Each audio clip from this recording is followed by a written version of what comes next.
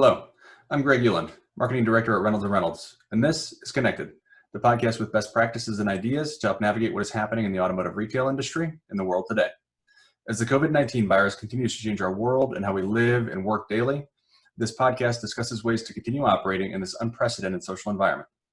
On today's episode, we have with us Craig Lawson, Sales Director at Naked Line Marketing. Craig, thanks so much for hopping on. Hey, Greg, thanks for having me. Absolutely. So, Craig, this week and looking into next week, we're starting to see some states open up things and try to get on a road to recovery. So today I'm hoping to talk about kind of what's next. Where do you see things going, over the coming weeks and months? Wow, that's a tough question. I don't think there's a single person alive that can truly answer that question. But we do know there is going to be a next, right? I mean, that's just a fact. We won't continue to experience the same environment that we're in, and all the questions are obviously going to be answered. As the economy stabilizes, vehicle sales are going to follow. I've learned a long time ago not to bet against the auto industry or the operators in the auto industry. So if you think about any of the trends, you'll see that automotive always follows. It's a trailing indicator of the economy. It falls fast, but man, we sure know how to rebound. So the reason that happens is I think it really comes down to the type of need that a vehicle is. And there really are three needs, Greg, right now coming out of this that are going to be super important. So you got revolving needs, right? So people are going to need to go to the grocery. They're going to want to go out to eat. They're going to want to get back out and go dining and things like that. People are always going to have a need for the staples, and they're going to have a need for food, right? This is just a fact. How quickly that industry recovers is going to depend on how it reopens. If the dining industry or restaurant industry in general, if they open it up too fast, we're probably going to have the economy shut back down. But can a restaurant make the kind of money or margins that they need to if their dining room is only half full, right? So those types of industries are probably going to continue to come out of this a little sluggish, and really that's the great big question mark. The next type of need is, if you think about it, is like leisure needs, okay? So spa appointments, really the movie theater, all of the things that you like to do to entertain yourself, those types of things are very easily canceled.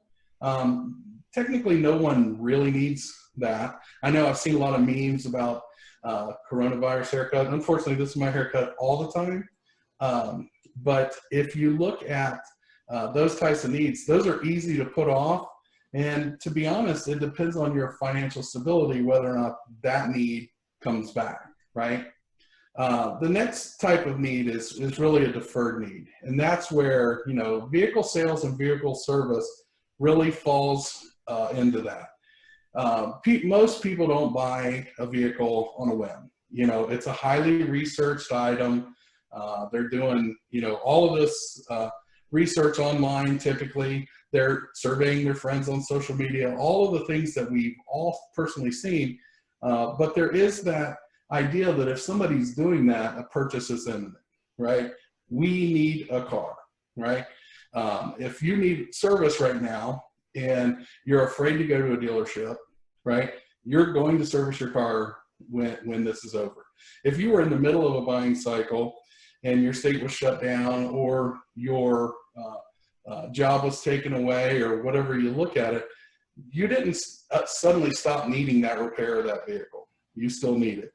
So that pent-up demand is going to put us in a fantastic position as this begins to open.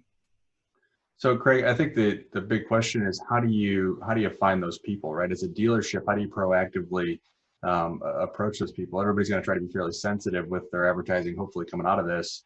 So how do you pinpoint those folks that are ready and can buy? I think step one is the day that you kind of put your sales department on the back burner, to take care of your stores and your customers. I think you had a list, right? You were working, equity leads. You could lower somebody's payment. You had people that were that were prospects in your CRM tool that you were actively marketing to. Those people that had open prospects before the pandemic, that's probably step number one for the sales department. But more importantly, when you begin to look for new opportunities in the last month or so, you have to realize that there are whole segments of the economy that have been super negatively impacted, right? There are also, conversely, there are people who've honestly made money on this pandemic. If you're in financial services, if you're an accountant, CPA, if you're in the construction industry, those projects didn't seem to stop, right? So those people, it's kind of business as usual. There's a whole lot of unemployment out there, but what we fail to realize is there's really about 85% of the workers are still working. They're still being paid in some way, shape, or form. So financially, those people have not been touched. The other side of this is the people that have been overworked, okay? Take your doctors, your nurses, your hospital support workers, your delivery workers. Every day there's a story about the Amazon employees that are just about to catch fire to the building because they're, feeling neglected. Grocery store workers, those people are probably working more hours than they ever have. Those are going to be your tired, they're going to be your tired consumers that are going to take a minute to come out of the fog, but they're going to come out of it in a much better financial situation. So when you look at the profiles that are around your store and you look at, the data that tells you, what kind of market you're serving as a car dealer, that data is very specific and going to tell you exactly kind of what you need to know and who you need to target and who you need to talk to.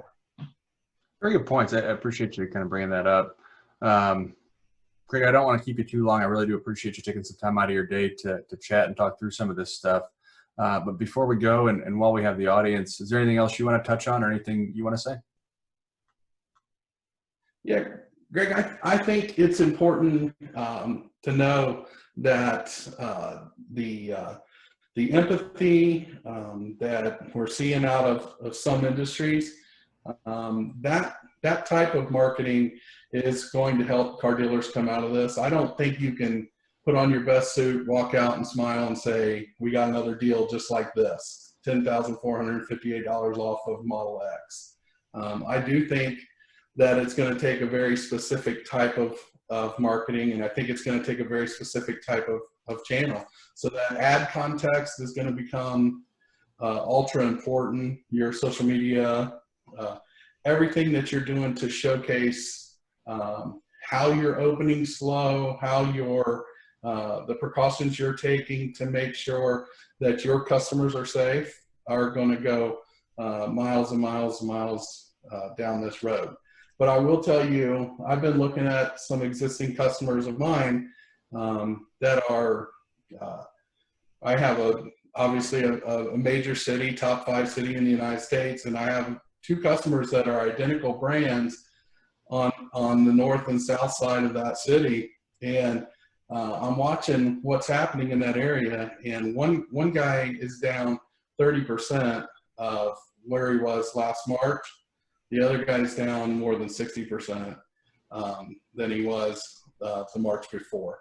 And I think when you really dig into the data, which I have, and you look at it and you find out the areas and you find out the incomes in those different areas, and not that a lower income equals a more transient job or somebody who is more likely to be laid off, but there's a pretty good connection there.